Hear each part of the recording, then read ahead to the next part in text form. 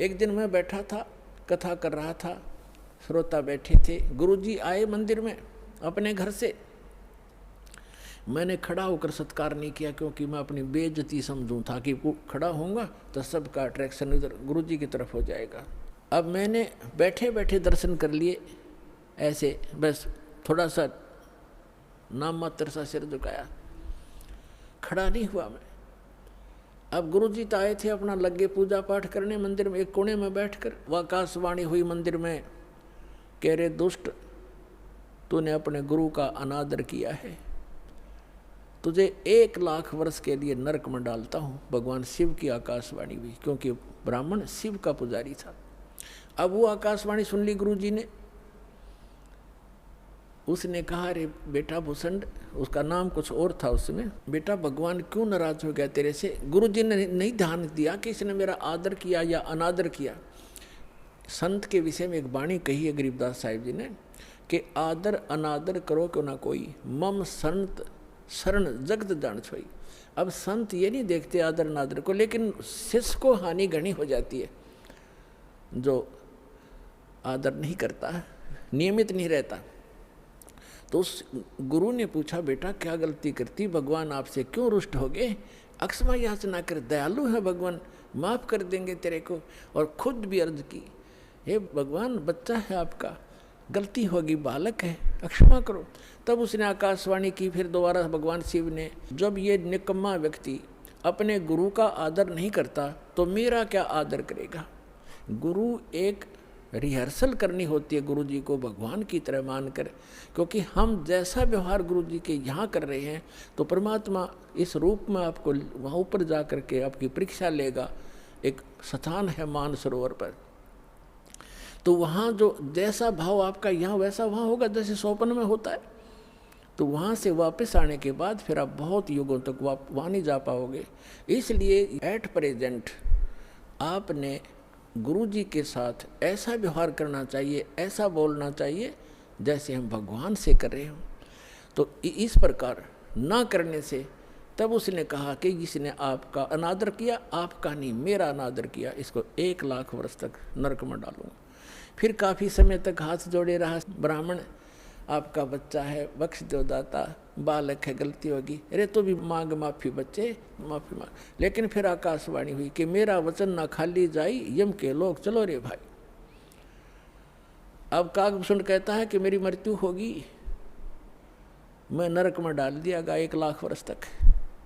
लेकिन थोड़ी बहुत जो कलम चढ़ी थी, थोड़ी बहुत भक्ति प्रारंभ की थी प्राथमिक, उसका लाभ मिला। अगले जन्म में मुझे मनुष्य जीवन मिला, 1,00,000 वर्ष नरक भोग गए। मनुष्य जीवन मिला तो मैंने एक लोमस ऋषि के साथ वाद विवाद कर दिया, उसने मुझे श्राप दे दिया, अरे चंडाल, तो चंडाल के घर जन्म हो तेरा, वाद विवाद करता है। तो काकभूषण कहता है कि गुरु जी मैंने दुख नहीं माना संत के उस कुवचन का, और उसने श्राप दे दिया। मैंने हाथ जोड़कर ये कहा कि हे महर्षि जी, दास पर गलती बन गई, मैं नीच व्यक्ति हूँ, मैं कर्महीन हूँ, तभी तो ऐसी भाषा में आपके सामने बोल गया, मेरा दुर्भाग्य था। एक दया करियो दयालु कि मैं किसी जन्म में से चंडाल का पैदा हूँ, पर आप भगवान की भक्ति ना भूल पड़े, ये दया करते मुझे। तो ये आशीर्वाद दे दिया लोमस ऋषि ने। तो सारी कथा बताता है कि फिर मैं क्या हुआ, एक काग के घर जन्म हुआ मेरा। जैसे ब्रह्मा जी हैं, इनका हंस वाहन है, और हंस के साथ एक हंसनी कंपलसरी होती है। तो ब्रह्मा की जो पत्नी सावित्री है, वो हंसनी जब ऋतु पर आई, यानी गर्भवती होने की स्थिति में आई ऋतु पर, तो काग चंड के पास ले गई, कौवा के देवलोक में। उससे मिलन होने से काकभूषण की उत्पत्ति हुई। शेष शरीर मनुष्य जैसा है, ऊपर का मुंह और चोंच कौवे जैसी है।